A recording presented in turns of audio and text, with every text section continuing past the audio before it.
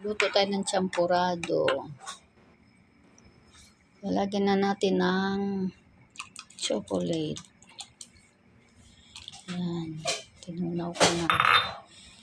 Let's see. Para brown na brown siya. Lalapot pa mamaya. Add pa natin chocolate pa. Para mas masarap. Tabliya. Yan.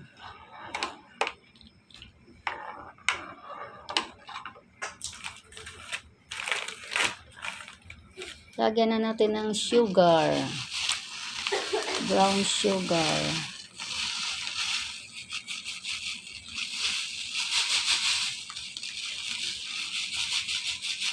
Brown sugar.